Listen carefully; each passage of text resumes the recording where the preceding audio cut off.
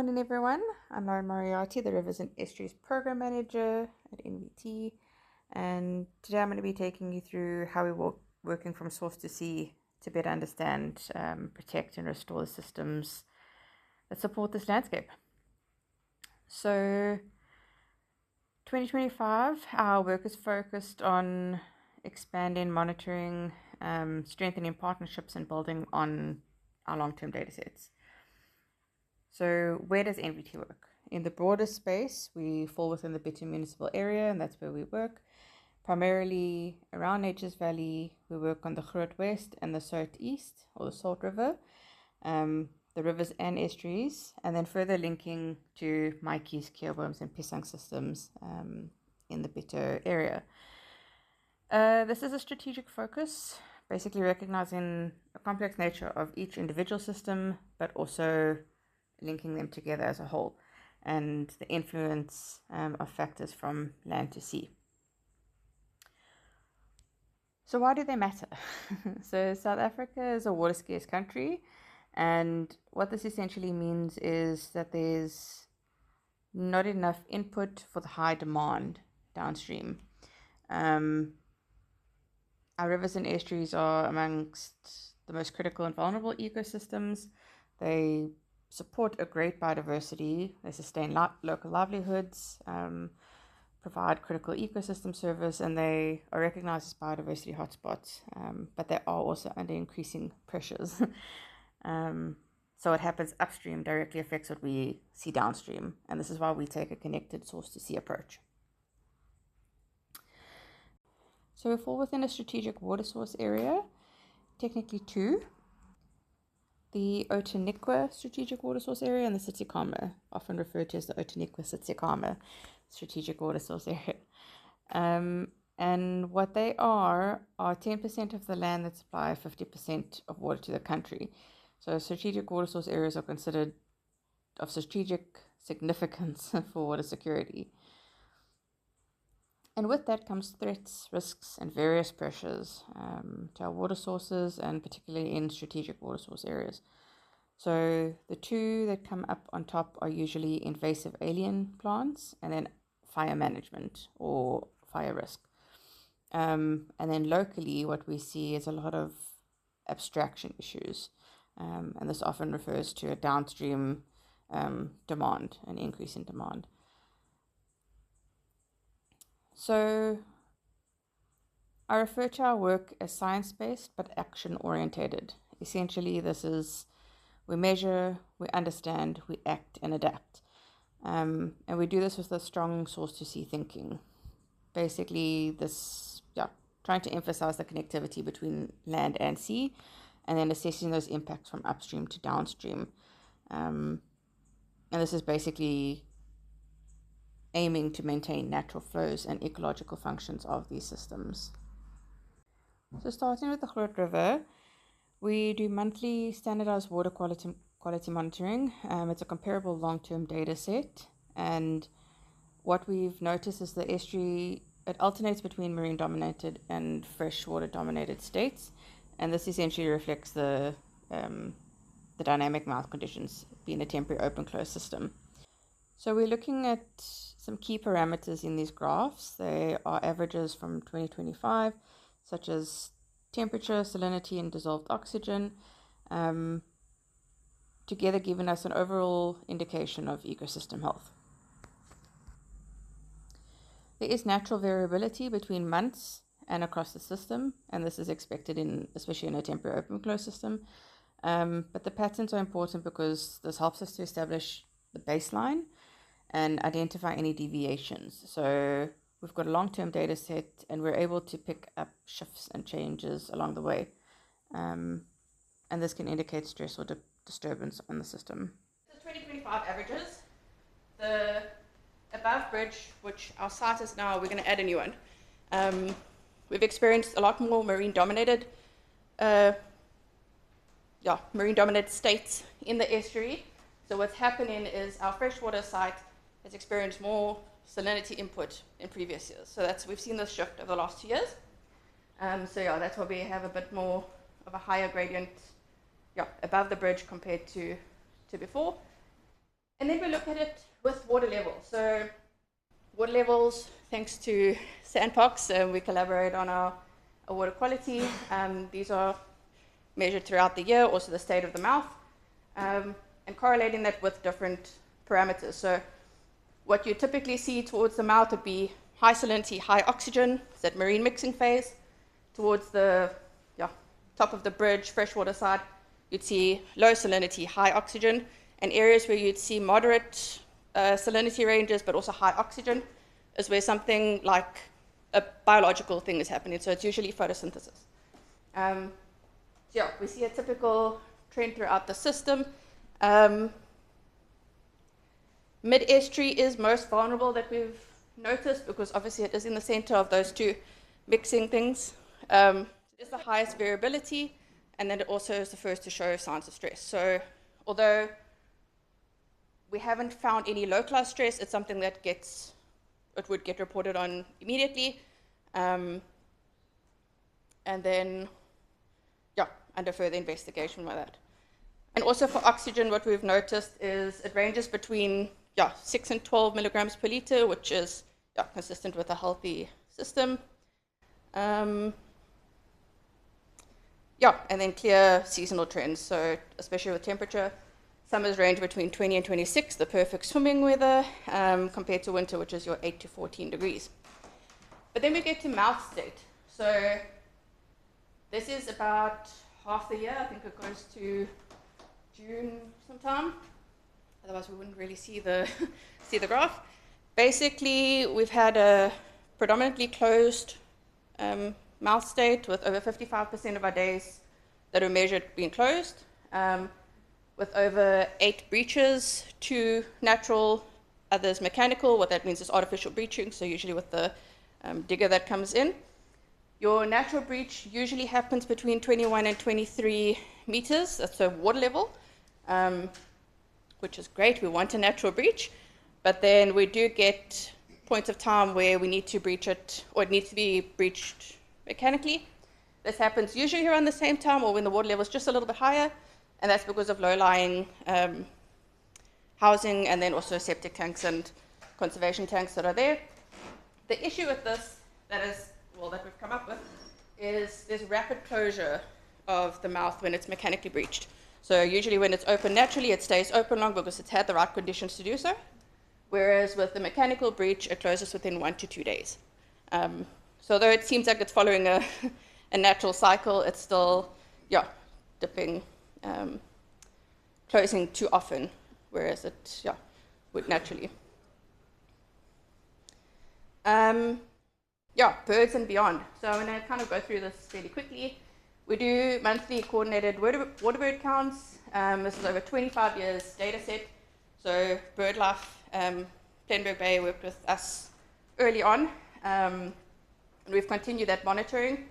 It's a dynamic but stable estuarine system. So we record anything from 7 to 17 species on a trip. But we've had over 41 species that have utilized the system, and individuals, we've counted over 7,300 of them. So it's a nice indicator and underscoring the value of this, even though it is a small system. No.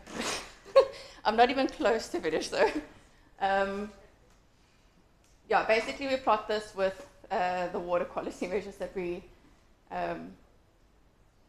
go through. And although abundance fluctuates throughout the year, we have like seasonal peaks, so your seasonal migrations, and also when water levels are favorable. So you'll see a lot more waders when it's exposed, when the water is out, the mouth is open, compared to your high water levels. I'm going to skip over this. We do a lot of bird research, so we're still ongoing plover monitoring.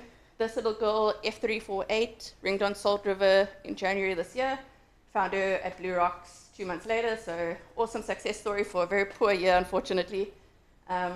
We work with Plate Stranding Network, closely with Taniqua and also Raptor Rescue for strandings that happen, and then also ongoing long-term monitoring of passerine burns.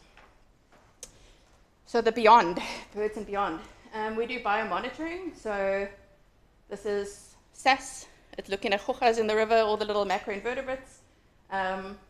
It's really a great exercise if you haven't done it before, and it's a citizen science aspect. So yeah, we try to get as many people involved as possible. And both with the grit and the cert, the condition ranges between good and fair.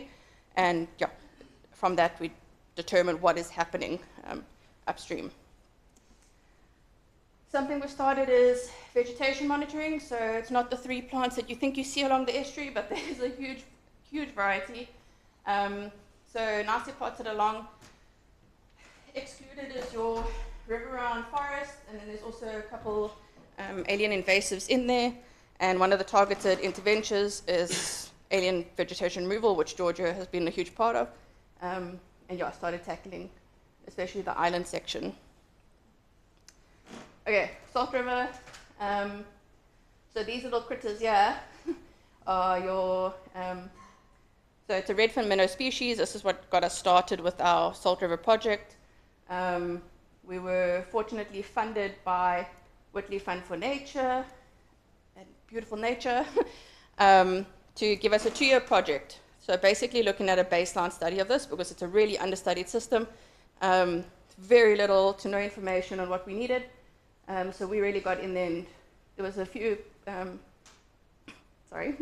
was a few reports that were produced, from stakeholder and social baselines to carbon mapping to ecological assessments. And this gave us our 3 main threats. Invasive aliens, first on the top all the time, between the fish and the vegetation, as well as human activities, land use, and water vulnerability. So whether that's flow, quantity, and quality. When I say invasive species being the fish, those little redfin minnows are not technically supposed to be there. So this river system was considered fishless before. So those have entered the system either through the weir or on birds' legs. There's multiple entry points. So that's a targeted approach that Sandbox, if it comes to that, would have to intervene if they think it's necessary. But yeah, the macroinvertebrate quality was still in good state, so yeah, no intervention at the moment. Biggest intervention that we did was the alien clearing all along the river catchment, or the river edge. Basically, your upper catchment, you have a lot of blue gums, pines, a couple of black wattle, going into pines in the center, and then black wattle all the way down, with others, bugweed, things like that. What was really interesting, so this whole catchment is about 13% infested. 13% infested, so your top catchment had about 76% natural vegetation, with about 6% invaded, whereas your mid-catchment had over 35% invaded with only 6% natural vegetation. So the rest of it is converted, meaning land use practices, agriculture, things like that. And there's a really cool colorful model that we produced, which is available in Nature's Letters. I'm not going to talk too much about this, but yeah, it was a replicable model that we take forward on 2 projects now. Fishing line bins. So the topic that's come up now about fishermen and debris and all of that. So we monitor this every year also. We have 12 fishing line bins along the coast, 4 of which are at Salt River side. Hope everyone can see. And this is, between fishing line and plastics, it's the dominant waste category. It has been, it's persistent. It's a continuous issue. And particularly when it comes to fishing line, your Salt River and Beach One are the typical hotspots, which we know about. Then there's marine debris, which links into it. Different aspect of monitoring waste, where the primary category is plastics, cigarettes or smoking related, and then fishing line, and those are your hotspots. So it differs a little bit from your fishing related debris. Still Beach One, Rocky Shore area, but then your estuary and Beach 5-ish area is usually for your plastics and smoking related debris. So engagement is a huge part of what we do. Mine is always an outdoor classroom, so this is very different. Love being interactive and being hands-on and having them experience what we're trying to achieve or monitor. Then going into 2026, I apologize, I know I'm over time. We have the Cape Flawless Otter Project. So many, if you're on Valley Chat, you would have seen the otter that has been really active at the moment, which is, I actually got to see it on Saturday, so it was really cool for me. But yeah, this is a citizen science project as well as field-based, because we can't be all over the place all the time. So we rely on a lot of input from residents, visitors, and it's from Tsitsikamma region, so your Otter Trail, all the way down to Plet. So the colour is not great in here, but there's a couple different points all the way, and utilization of each estuarine system, with Nature's Valley being the focus. So I split it into 4 categories based on their frequency, so where they use, if it's a Squirt River or the Salt River side, Nature's Valley Beach as itself, and then Rocky Shore. But yeah, these are basically all the different sites that we have had reports on. There's another graph that would be other, because we do get a lot of reports, but with minimal information, so it lacks of sites or times or things like that. Nature's Valley, for instance, we track movements, so specific paths that they follow, so getting direction where they go, latrine sites, dens, other points of interest. They do like a 2-hour hunting period, so I've observed them at least twice with 2-hour hunting periods, which was really interesting, and trying to understand their behavior a little bit more, understand what they're feeding on in the area, and how their movements are correlated. So there's a particular otter that's popped up now towards Blue Rocks. I think a lot of us on Valley Chat would have seen. Very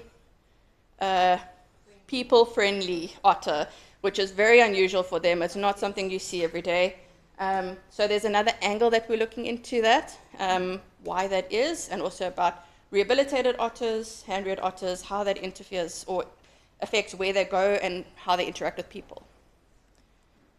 And then we've got the Keelbooms project. It's an ecological infrastructure investment project, which is kind of leveraging the financing mechanism of the Greater Cape Town Water Fund. So this project actually started many years ago, kind of fell through, but last year between Penn Environmental Forum, we were involved with the initial conversations, has now kicked off. So we've been in contact and discussions with Western Cape Government, the Greater Cape Town Water Fund isn't on here, Biosphere Reserve, Eden to Addo, Sandparks, Cape Nature, and now we've got Bito's endorsement. So that's taking this the next step forward, because that's the big thing that we needed, so that they'd be on board getting this concept going. And then compliance monitoring, kind of off beat, but this is more about a collaborative effort. So everything we do is in collaboration with various partners, numerous stakeholders, and this is something that kind of came up recently. When we think about compliance monitoring, or what you've heard of it, is what water is available for us, right? So Nature's Valley, kind of lucky, coming right off the Groot River, but when you've got Keelbooms, you've got a whole bunch of things happening upstream. Salt River, there's a whole bunch of things happening upstream, and there's no compliance monitoring. So all these points that look like this, a little circle with the dot in, are considered nodes. It's good points to measure, but there's nothing happening. So we, as a local stakeholder and NGO, are able to be on the ground compliance. So we assist the catchment management agencies, because they also strap for capacity. And then this is the thing I mentioned in the beginning, so that those protection layers, Garnet Biosphere Reserve and so on, if we look a little bit closer, we have a lot of protected areas around us, some that we don't even know. So we've got a lot of national park fragments, but something that's growing is this movement towards formal protection through stewardship. So it's something that Ali also mentioned. And this is helping to bridge the gaps. So these are the ecological gaps, and then I like to think of these as the citizen science gaps. So if anybody doesn't have our naturalist on their phone, or if you're a birder and you need something to record, it's great to have these. Always take citizen science, try and promote it as much as possible, because it's something that helps in isolated and fragmented spaces. Like I said, we can't be all over the place all the time. So this really helps, get knowledge from everyone in all sorts of spaces. And there's a City Nature Challenge coming up at the end of April. It's a 4-day challenge. So, yeah, we'll promote that a little bit more, but hopefully, yeah, everyone can do a little bit. And then, yeah, thank you. Way over time.